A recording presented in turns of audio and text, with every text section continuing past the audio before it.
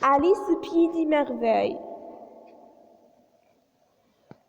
Par une belle journée d'automne, Alice était assise sous un arbre auprès de sa sœur qui lui faisait la lecture. Soudain, un lapin bleu passa en courant tout en consultant sa montre. « Je suis en retard !» dit le lapin. « Monsieur le lapin, attendez-moi !» s'écria Alice. Et à l'instant où il se glissa dans un terrier, elle le suivait. Brusquement, Alice s'aperçut qu'elle tombait dans un puits très profond. En pleine descente, elle découvrit 1000 choses surprenantes. « Quel désordre !» s'exclama-t-elle. « Des livres, des cartes, divers ustensiles.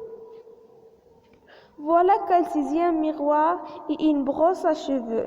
Je dois être convenable pour salir les habitants du puits où je vais arriver, se dit-elle. Arrivée au fond du puits, Alice se retrouva dans une salle somptueuse.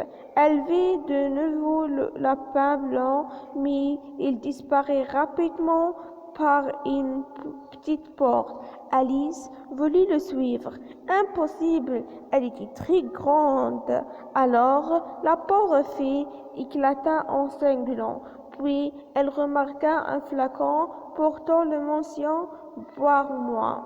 Dès la première gorgée, elle se sentit devenir si petite qu'elle se retrouva dans une mare de ses propres larmes. De curieux animaux vinrent nager avec elle dans la mare de ses larmes. Il y avait un dodo, un canard et une souris. Alice alla à la maison du lapin blanc et trouva une bouteille portant l'étiquette « Bois-moi ». Une gorgée à peine avalée, la voilà qui se mit à grandir tellement qu'elle toucha le plafond. « Quelle horreur !» cria Alice lorsqu'elle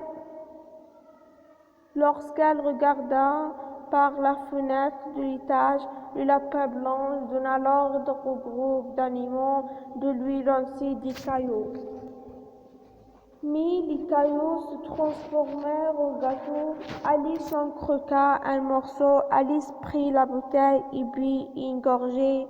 Étrange, la revoilà plus petite que sa taille normale. Alice put facilement sortir de la maison. En chemin, elle rencontra le chapelier fou et le lièvre de mer. Ils invitèrent la fillette à prendre le thé en leur compagnie. Stupéfaite, elle vit que les tasses et les assiettes étaient vides. Alice pensa que ces deux étaient des fous. Elle les salua et les quitta sur le champ.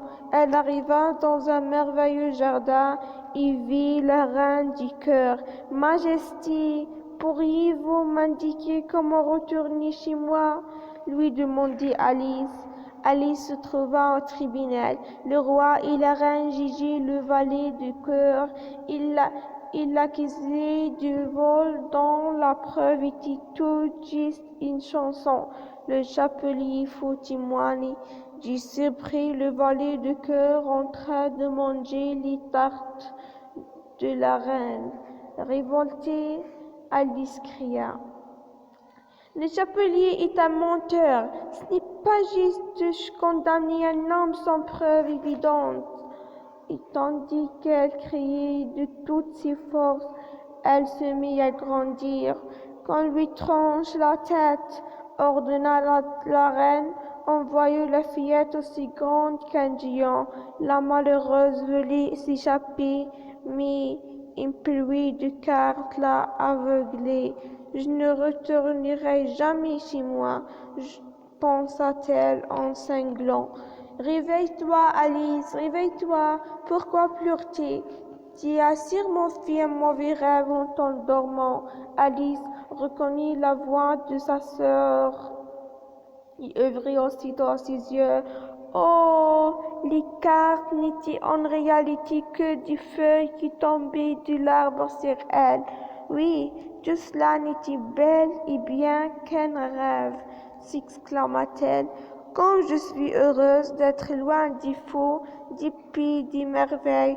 Je suis sauvée, se dit-elle en voyant le lapin bleu qui prenait la fuite, mais la malheureuse ne put le suivre car elle était aveuglée par la pluie du cœur. Oui, tout cela n'était bel et bien qu'un rêve, s'exclama-t-elle, comme je suis heureuse d'être ici.